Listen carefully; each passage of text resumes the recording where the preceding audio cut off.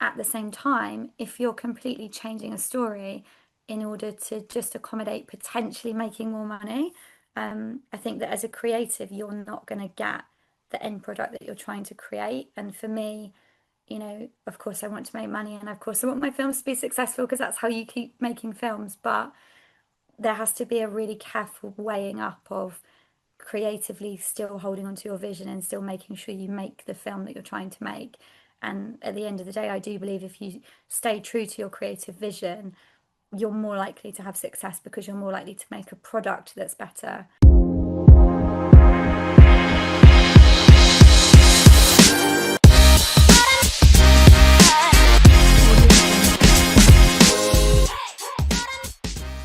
Welcome to another episode of Film and Business Podcast. I'm your host, Rosa Camero, film producer and the CEO and founder of Ramiro AI, the first AI-powered assistant designed to help filmmakers with film marketing and distribution, saving time, money, and making the business side of film so much easier. Every week in this podcast, we bring you conversations with filmmakers, producers, distributors, and creatives who are making an impact in the film industry. And today's episode is truly inspiring. Our guest today is Faith Elizabeth, a Sussex-born actress, filmmaker, producer, and writer with a passion for telling bold, emotionally charged stories about strong women. Faith is the CEO of Yes She Can, a platform she created to empower and support women in film, helping them navigate the Cannes Film Festival and build powerful connections. She's also a filmmaker, and Faith wrote and directed My Baby Cries, an award-winning short film exploring miscarriage and baby loss. And she's now directing her first feature, the Trabocchi Tails. Is that correct? Yes, that's right. Yes. Asrai, a mermaid fantasy film in Italy. Beyond filmmaking, she's also an advocate for women in film, a producer, and an event manager who has been creating opportunities for collaboration and impact across the industry. What can we expect in this episode? In this conversation, we'll talk about Faith's journey from acting to directing, her work in creating platforms like Yes She Can, the challenges she has overcome, and how she continues to build powerful narratives on screen. We'll also dive into her advice for filmmakers who want to take charge of their careers, start producing their own projects, and find their voices in an industry that is constantly evolving. Welcome, and thank you for being here today. Oh, thank you so much for having me. I feel embarrassed when you read out all those things. So you're a power woman in the film industry. You are supporting women in this industry that we needed actually. But I want to go back into the beginning. So when did you first knew you wanted to act, and how this shaped your love for storytelling? Yeah, do you know, I was thinking about this the other day about how I used to force my parents to sit and watch me perform for them in the lounge with my brothers and sisters. I'd drag them out and say, we're going to put on a play. So I think it was something that was always in me from a young age that I just enjoyed performing and I enjoyed transforming into different characters and telling stories. And I especially like telling stories where I saw that it affected people like emotionally. So when you could read that emotion, that was something that was really special to me. So, did the whole school thing where I was very active in school plays, and then some friends of mine we put on our own school play in the village hall together. So yeah, we were quite proactive in like making our own stuff, finding the roles that we wanted to play, and yeah, not conforming necessarily to the opportunities that we had directly in front of us, but saying what else can we do and looking outside the box. So I think that has been in me since childhood, and I see it even today that it's obviously just flourished, and maybe I've got slightly better at it than I was then. So you have had such a powerful personal journey, overcoming health challenges. So how did these experiences influence the kind of stories you want to tell? I think that sometimes, like, we all have our own different journeys, but I think that I had a lot of challenges especially for my age growing up. There was a lot of, I think, hurdles that we had to overcome through moving schools constantly as children, we had a lot of financial issues as a family, so that was another big strain that we had to deal with. I was bullied quite badly, physically bullied quite badly. I had quite a few instances of people trying to strangle me or trying to physically harm me, which was from quite a young age, probably maybe 10 or so. So it was say character building, but it definitely affects you when you have a journey that is more difficult than you're expecting. And then sort of going through the years, I had a baby at 19, so I became a mum quite young. And I think sometimes we think our life is going in one direction, but then things happen and move us into a different direction. And I think the fact that I have had quite a lot of those unique experiences as a young woman, I think it's given me a lot of experiences and a lot of understanding to bring into my filmmaking work that I've had all these different experiences and that they inform who I am as a filmmaker and my perspective on the world. So that's beautiful. So you bring in your own personal stories Yeah. into into the mix. So this gets more real. Yeah. So like my film, My Baby Cries, that was based on my own personal experience of having a miscarriage myself. So I drew a lot from that in the writing process and then all the way through to acting in it as well. And we even had things like I had a scan of my baby and I put it in the nursery. So when we dressed the nursery, I had the actual baby scan, I had the actual pregnancy test that I'd used for that child on the dresser. So I really immersed myself in bringing the pieces of truth from what happened into this fictional story because the story itself was fictional, but I brought a lot of my experiences into that. We think this is fictional, but in reality, it's like a lot of things like hidden in the story. And Yeah, I can see women like when we are producing or when we are directing or we are writing a story, we are a lot more raw. Like we kind of like I feel men, of course, it's like men cannot talk about women things or maybe they do if they do the research, right? But yeah, women is like we kind of feel it, we I don't know, we know it, like we know the yeah. story and we can relate to them. Yeah, I think it's like if you've experienced something personally, you just have a different connection with it.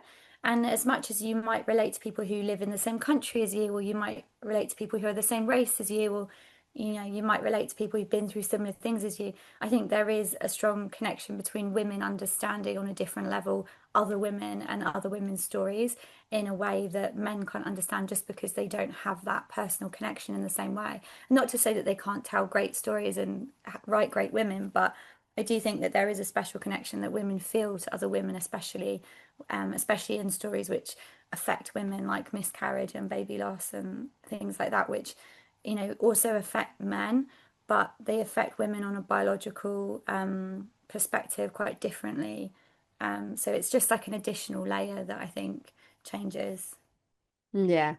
So when was the turning point when you decided to expand from acting into producing, writing, and directing? I think it was that I was getting a bit bored of the types of roles that I was getting cast in. I think as a young woman, it can be challenging sometimes when people put you in a typecasting box and you start realizing that you're getting a lot of roles that feel quite the same. I think, especially, 10 years ago, there wasn't as many strong female roles. So when there were strong female roles, the competition was really fierce. And so the the other roles that were left were, it was harder to get those really good roles. And so I started looking into other ways of being able to express myself creatively. And I actually had a meeting with someone who had said that he wanted to make a film, but he couldn't find an aeroplane. And so he was like, "I'm very busy making my other projects, but you know, if you can find me an aeroplane." And I've always had quite a can-do attitude about things. I was like, "I'm sure I can get an aeroplane." Um, and that was sort of what sparked my real love of producing was from there then like the journey that we went on producing my first proper short because I'd done like a film challenge short previously a few years before, where I had a team, but my whole team dropped out because they didn't really want to do the challenge. They sort of hadn't really committed to it. So I ended up essentially producing a short at that point. But it was a very different project. And this short was like my first proper short. It was called In Flight, directed by Patrick Ryder. And so he'd written it, and so then I helped edit the script, and he cast me in the role of Scarlett, the lead role. And so I was really hands-on all the way through, understanding more from a different perspective because previously when you come as an actress you don't always understand all the moving pieces, and sometimes you have a tendency to only see your own role in it and not really understand how much hard work everyone else is doing and also how much work people have done to get to that place. So it really changed my perspective when I walk onto set in any capacity now, to understand that there are so many moving cogs and there's so many things going on, and that you are an essential part of that, but you're not the only cog in that machine. Yeah, I think when you are an actor producer, you it's like you said, you really can see what is going on behind the scenes, because it's like as an actor, only being an actor, you just come and you do, and like you do your part, like whatever they say, and then you finish. But Yeah, then when you are a producer, it's like, okay, now I need to wear my other hat, that is yeah, the creator and the producer. So yeah, as you said, I guess you get the respect for the other roles yeah, that in set with you. yeah, definitely. So what do you learn from all these short films that you have produced, you have acted on, and all the roles that you have had to make you direct?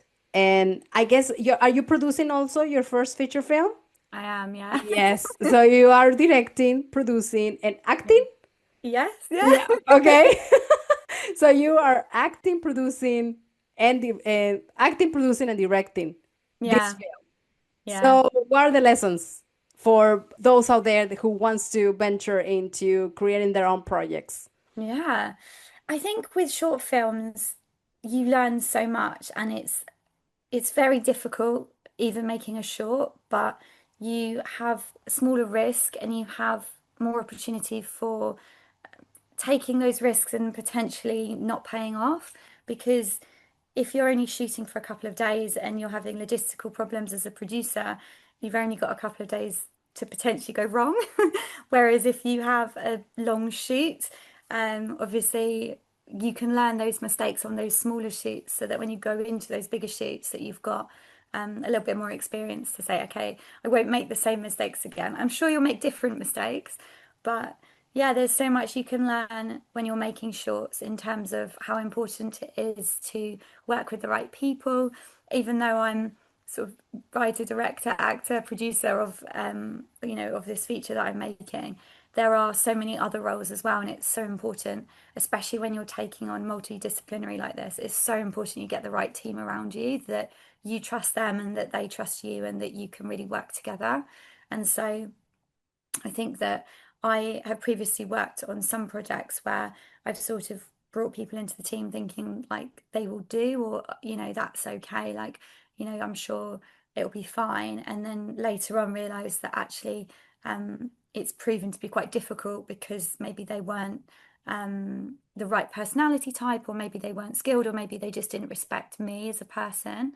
And so you can learn those on short films where you still can be spending quite a lot of money and it still is important to you. But I guess the knock-on effect is much smaller because the ripple is smaller on a short than it is on a feature. Um, so yeah, I feel like if you're looking to do multidisciplinary in a project, whether it's a short or a feature, you just have to make sure that your other pieces around you are really strong and that they trust you, and that you obviously have to acknowledge it's going to be a lot of work, but you have to get real about the amount of work that it is and not think that you can sort of get away with it, because maybe on a short you could maybe get away without doing the prep, but on a feature, um, it's going to start building up and it's going to be quite difficult. So definitely preparing properly for it and making sure that you've got the right team. And I do believe if you've got the right team, you can just about get through anything. Because I think the team that you form are working together to solve these problems. So when inevitably you get any kind of problems that come up, you've chosen who you brought into the trenches. So yeah, making sure that you look at those people, and they're not always the most talented or the people with the most credits that are going to be the best for your team. Obviously, experience is good and talent is, really important. But sometimes if you're looking at two different people for the project and you're saying, well, this person has bigger credits and maybe they're slightly better at this, but this person is also really good, but actually I really get on with them and they really listen to me, they're going to be a bigger asset to your production than someone who might be just slightly better at, skill wise at something. So something that you have mentioned now is like choosing the right team. And Mm. then especially sometimes even choosing someone that has less credits than someone else that maybe has like big credits or whatever. And now in this industry that we are right now, that it's all about who is the talent, who is the people behind it, like who has the bigger credits, because those are the films that gonna be sold, that gonna be like out there making the money. Yeah, And for me it's like that's, I mean, you're not giving the opportunity to new talent to yeah, actually grow as they did like 10, 15, like 20 years ago. yeah, So because the people who have like these big critics, this big like talent, AIMDb, like super big A-list uh, actors and actresses or film directors or film producers, they got big like 20, 30 years ago. So it's like what's gonna happen when those talents are not there anymore, and yeah. we need new people.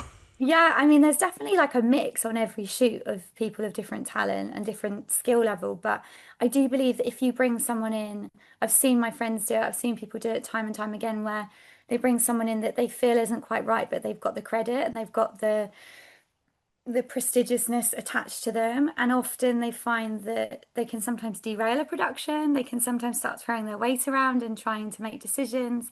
If you have an actress who or an actor who, has these big credits but doesn't really respect you, so then they're not really listening to when you're trying to direct them, you're not really getting what you need out of your project. So there is definitely a balance when it comes to selling your films that you have to make sure that you are not just looking at it as a complete creative, that you also look at it from the business side as well.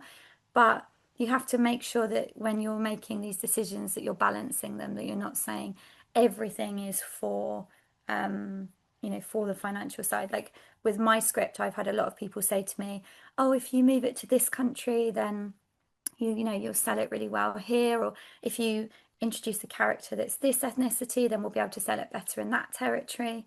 And I think as much as you can look at it and say, okay, what can we do to give it its best fighting chance financially, at the same time, if you're completely changing a story in order to just accommodate potentially making more money, I think that as a creative you're not going to get the end product that you're trying to create. And for me, of course I want to make money and of course I want my films to be successful because that's how you keep making films. But there has to be a really careful weighing up of creatively still holding on to your vision and still making sure you make the film that you're trying to make.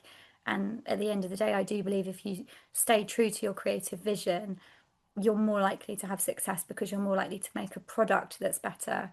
And then it's easier to sell a good product than to polish a bad one.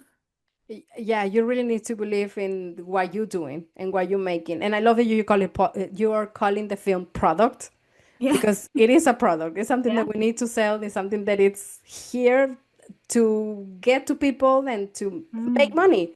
So Yeah. I just love that you just said that it's a product. It So is, but the thing is, we have products in our lives that make our lives so much easier, and we have things that do different things. Like, we have a Hoover that helps us to clean the house, and that's a product, but it also has a purpose.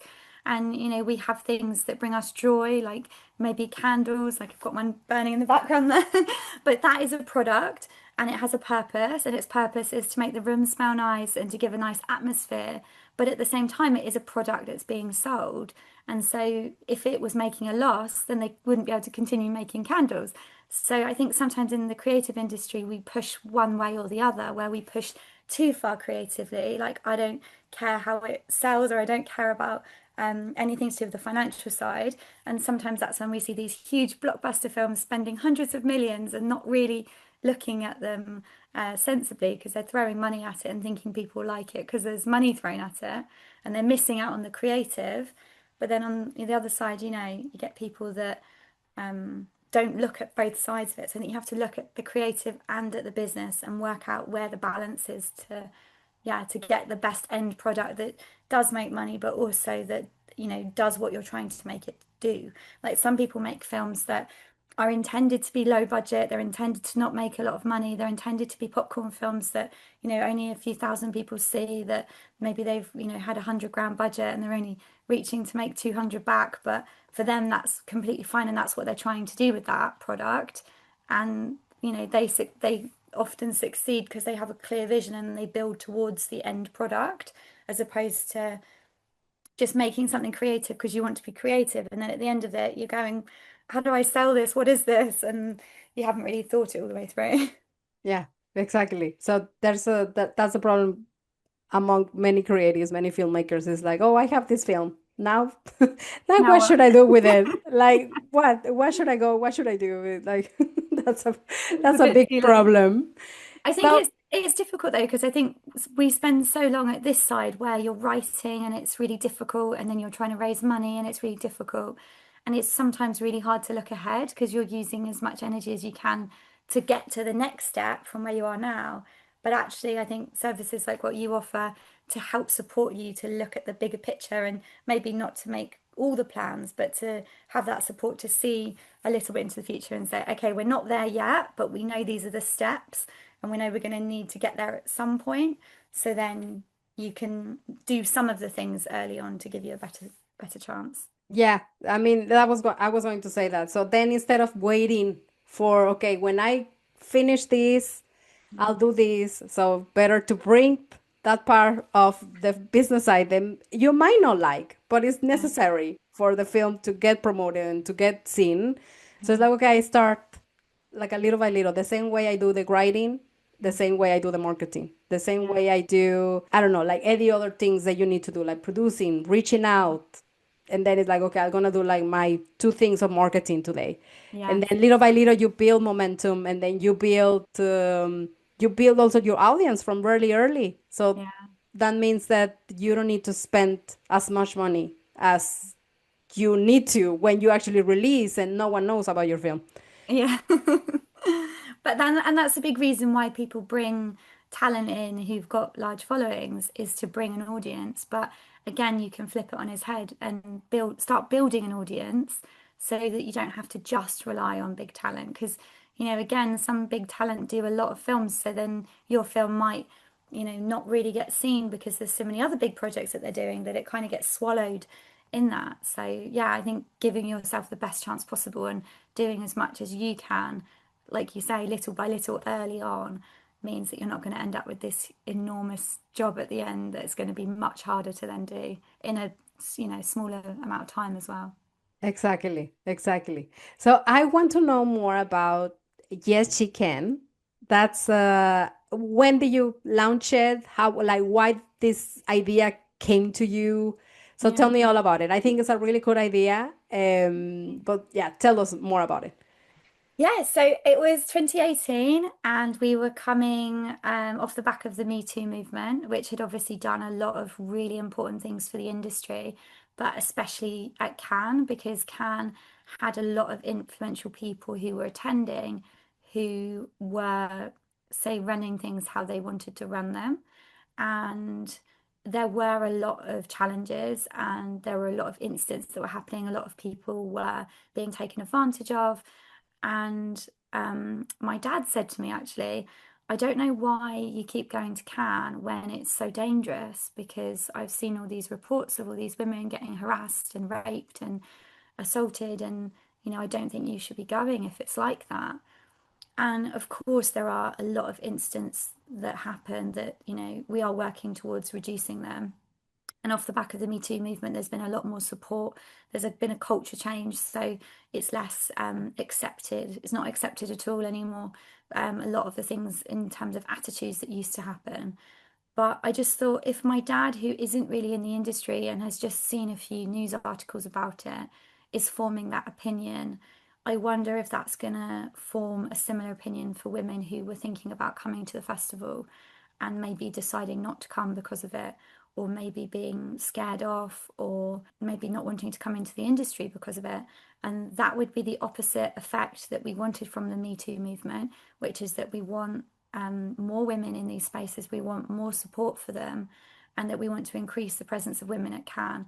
So it started as just a very small sort of community where I just wanted to showcase some of the women who were attending so that, we always see the glitz and the glamour of the red carpet, but there's 70,000 people that go to the festival every year. And so I really wanted to give a more diverse perspective of the types of people that go, why they go, showing more people who look like me, like my age, in sort of early stages of their careers who go to the festival, as well as there being a lot of, the top ends of people in the festival.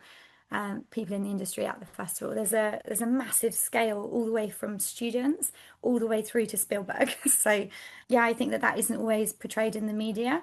I think that some people want Cannes to feel more exclusive because then they think that they gain some kind of prestigiousness themselves for saying I'm going to Cannes.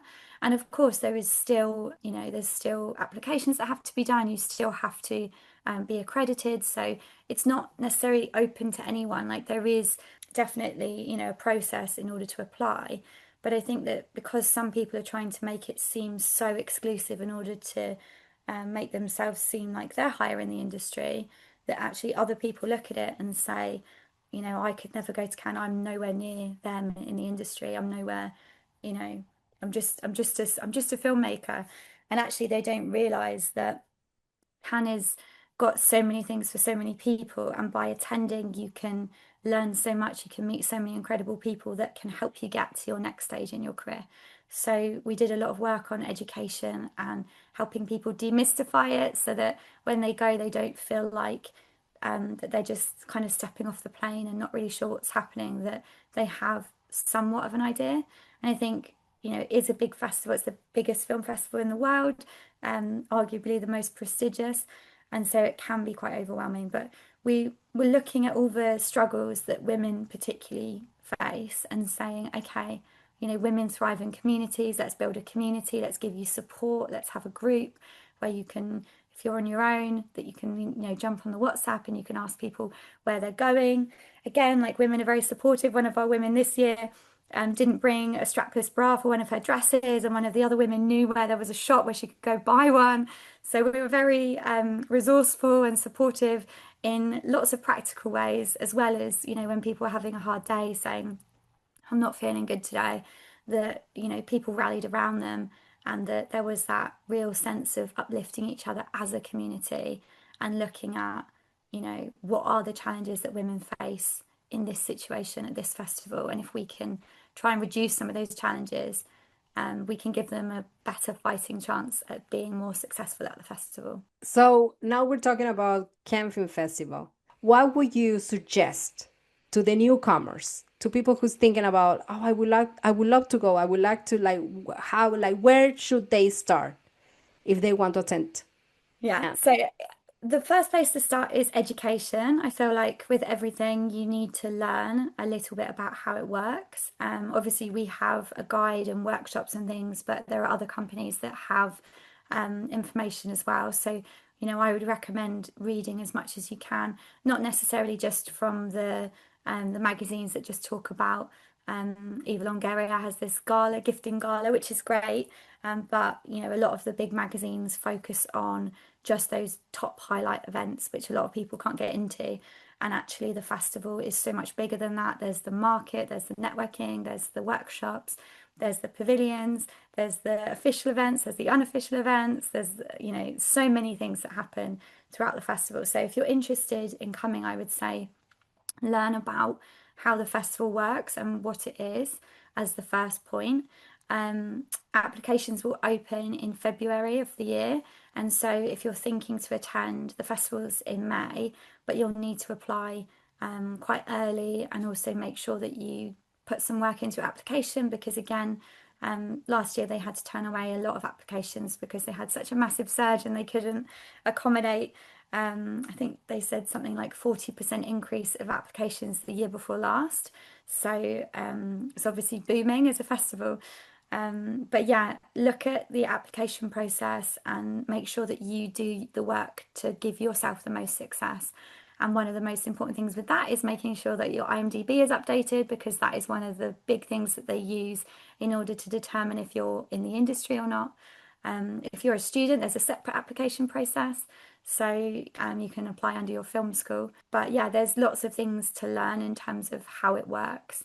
And then I would say the next most important thing in that list, once you've educated yourself and you've understood the application, I would make sure you get really clear about why you're going and your goals, just so that you understand what you're trying to get out of it.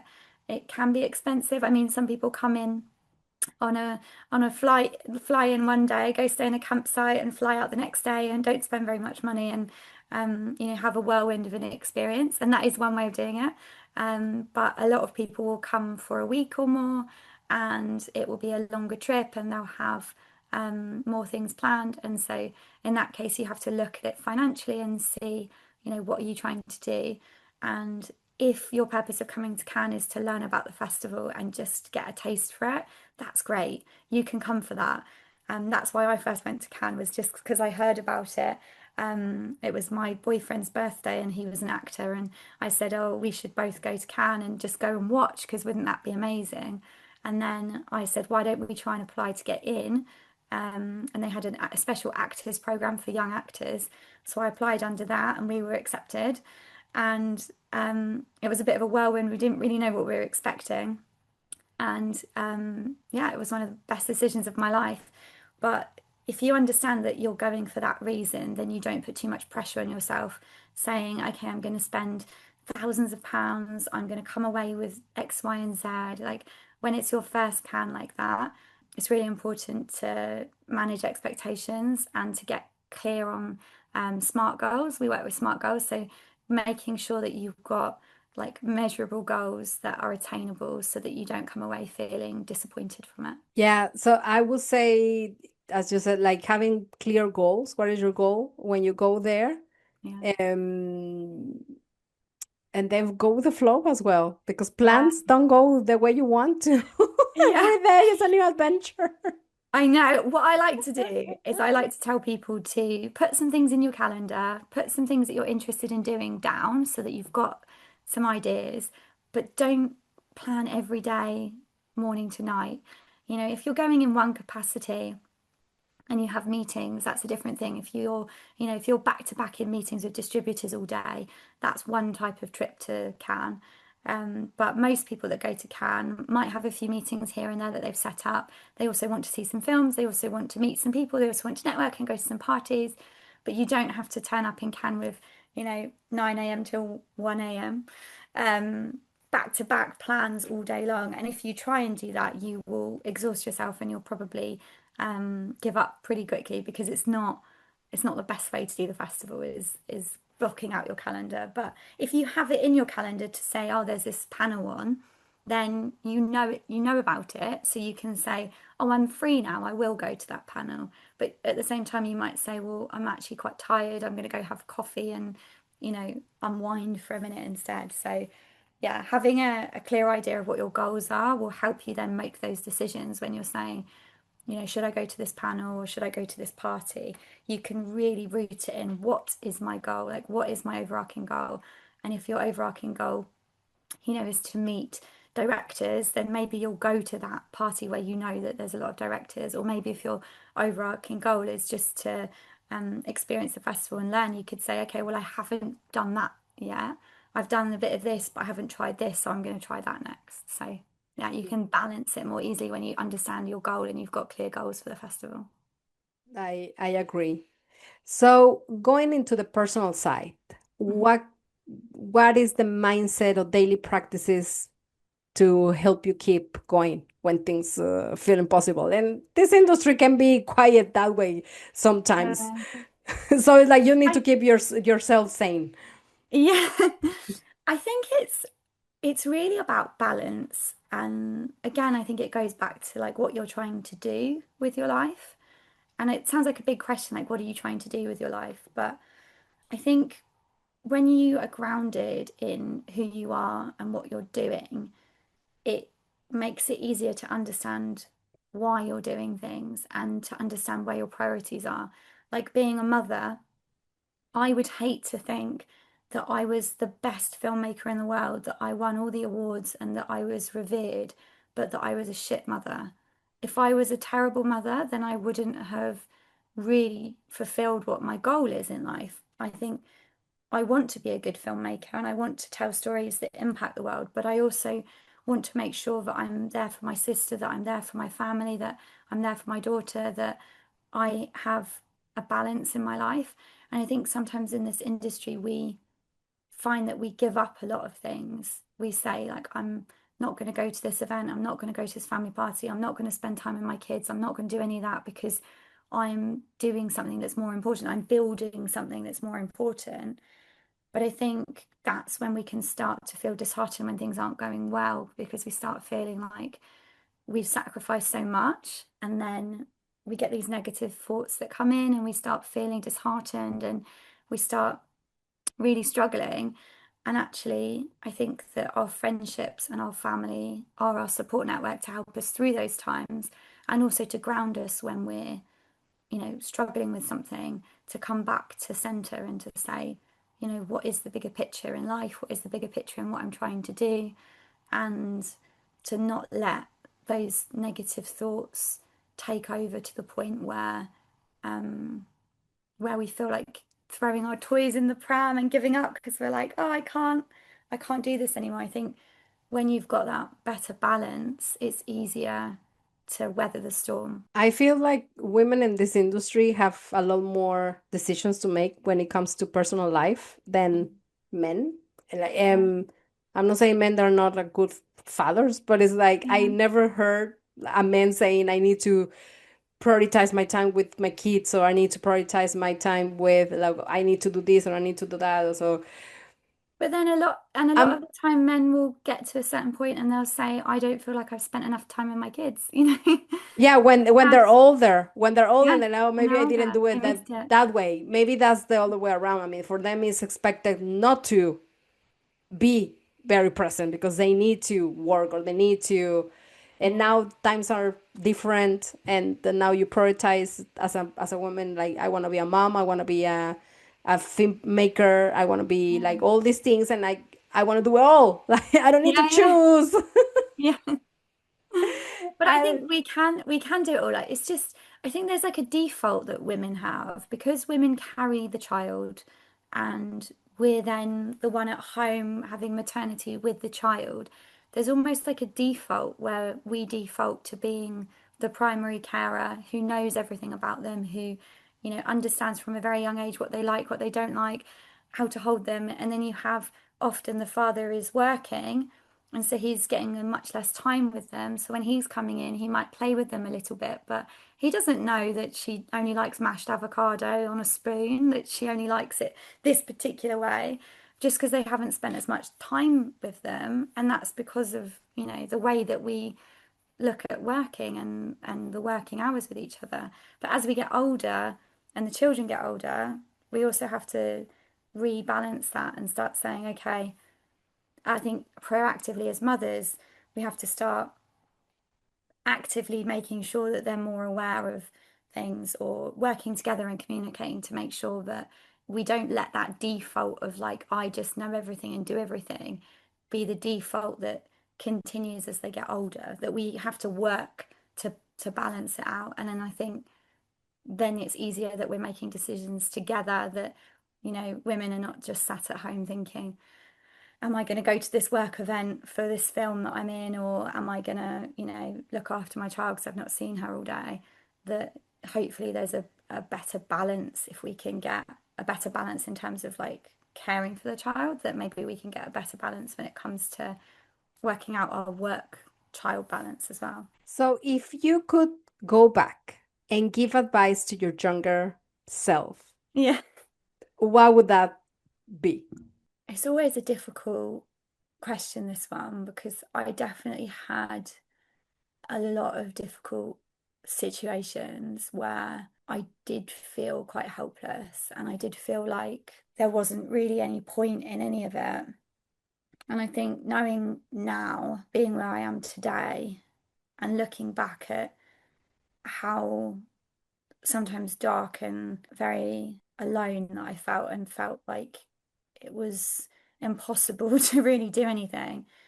I think I would tell myself just to keep going and that just rest when you need to, but that it gets better. There's that saying, this too shall pass, which I love because it works in difficult days and it works in good days where you say it's a bad day today, but this too shall pass. And when it's a good day, you say, yeah, it's great, but it's not going to last forever, and that's okay.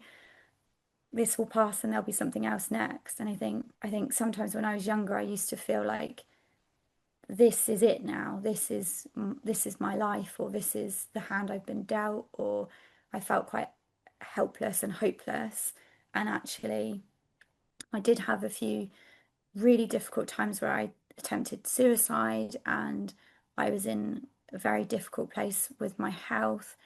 And I believed that where I was at that time was where I was always going to be. And as I've got older, I've realized that we have these seasons. And so you might be in a difficult season and there are challenges to overcome in those seasons, but then you will move into a new season and things will be different and hopefully they'll be better, but things will be different in your next season. So I think just having that hope to keep going, whatever situation you're in today, knowing that, everything can change tomorrow, I think would yeah, been a really good mindset thing for me to learn at a young age, I think. Remind yourself everything's gonna get better. Yeah, I think that we're in seasons all the time. It could be an amazing season and then it could be a difficult season and it could be a slow season, or it could be a season where you're spending a lot of time with your kids and family, or it could be a season where you're earning a lot of money because you're trying to do something, that's coming up, or it might be a season where you're working very hard and you feel like you're not seeing your family as much or you're not getting as much time for yourself. But when we move through the seasons, we just need to, yeah, remember that things will be constantly changing and that's okay. And don't, you know, during Cannes, I feel such a high because we're doing such incredible things and we're helping so many people and we're working extremely hard. But then sometimes after Cannes, I feel extremely low because I go from being extremely busy with all these really important things that we're doing to just having a big dip in like Yeah. purpose or a big dip in work and being exhausted because you've worked so much during that season. And now I've started to learn that like, okay, the season after Cannes, when I get back from Cannes, is the season where I go and recenter myself with my family and I go and, spend time filling my cup back up with them. And then you'll go into another season. So yeah, it might not necessarily be better the next season. But if you are in a difficult season, the next season is coming and it will be different and hopefully it'll be better. Um, but I think sometimes we're so focused on trying to be optimistic to say everything will be better soon. That was a difficult mental thing for me to work with, the idea that everything is going to be better. And once I fix this problem, I won't have any problems and everything will be better and it's all going to be okay. But actually, what more likely happens is that you get through that problem, but then there's a different problem, and maybe you have a good problem or maybe you have a bad problem, but we'll never get to a state like if you're sailing on the sea, you'll never get to a state where the sea is completely calm forever. There's always going to be a storm, there's always going to be waves, and you're going to see incredible things on that journey. Let's focus on the incredible things you're gonna see in that journey. Yeah, Even if absolutely. it's like low seasons, high seasons. Yeah, Yeah, everything is like, absolutely. yeah, you're gonna feel like nice landscapes. Let's Yeah, say it like that. So, what would you advise filmmakers yeah, who want to start in this industry? Maybe they want to attend Cannes, yeah. or maybe they just like they want to start like making films. What would you say to them? I think that the thing is, you just have to jump in, even when you're scared. You just have to start doing it. And once you're doing it, you will make mistakes, but you'll learn from your mistakes. I think sometimes we spend too much time watching and thinking about something, and actually just taking a small step of action towards what you're trying to do will accumulate. And if you're moving, it's so much easier for you to meet people. If you start going to an event, like, or you start learning, start reading, start taking courses, you will find that it's easier for you to maneuver it into the direction that feels right for you. Whereas if you spend a long time just not doing anything, you're not moving at all. And so I think that we just need to get better at jumping in, even though it's really scary, and not being scared of failure and not being scared of it being the wrong thing, and starting a class, but you realize it's not right for you, or, going to events with certain places and thinking, actually, this is not right for me. But if you start going to them, you'll find your communities, you'll find your support, you'll find people that you'll want to work with, you'll find people who'll give you advice. And you're going to learn so much by being proactive and not being passive. So yeah, I would just say take the leap of faith. Yes. We have almost finished. I wanted to talk more about you about your role in Women in Film. How do you feel about it? We have a few minutes, so if Yeah. we can wrap up the episode with this empowerment and this movement that you are building around women in film and more women in Cannes, for example. Yeah. I think it's obviously been challenging for women in the industry for a long time, as many people know in the industry. And I think that there are so many great organizations and initiatives, and there is so much support that is coming through. I think the big thing for me is to find your community and find people who align with your values, find people who align with what you believe in. And I think that through talking about what you believe in and your values, you will attract people who align with you. And as with many industries, but I think film especially, it is so important, the relationships that you have and the community that you build. And so find people that set your soul on fire, find people that inspire you, start looking around at women and seeing who can you learn from, and yeah, just build yourself up around people that you want to be like and that you want to influence you. And I think that that's going to give you an incredible strength as you come into the industry and as you work towards your goals, that you've got this incredible tribe around you. And even better so when you get to bring them along for the journey and you get to see their success as well. So tell me to finish, where can we find you? Where can we find if like anyone out there wants to join? Yes, she can. How do they do that? So you can find us on yesyoucan.com, and can is spelt cans because it's a French word. So it's Cannes. So yeah, you can find us on social media. We're on Instagram on Yes You Can, and we're on LinkedIn as well. So yeah, come connect. Feel free to drop me an email if you want any advice. If you're thinking about attending the festival or you want to learn more about it, feel free to drop me a message. And yeah, we'll get back to you and see what we can do to support you. Memberships will be open for the 2026 festival early next year. So again, follow us, drop us a message if you're interested in coming. Just remember that applications open in February, so start thinking about it early in the year, and also yeah, start thinking about accommodation things because it can all get booked up quite quickly as well. But yeah, you're welcome to come and find us. We will give you as much support as we can. Perfect.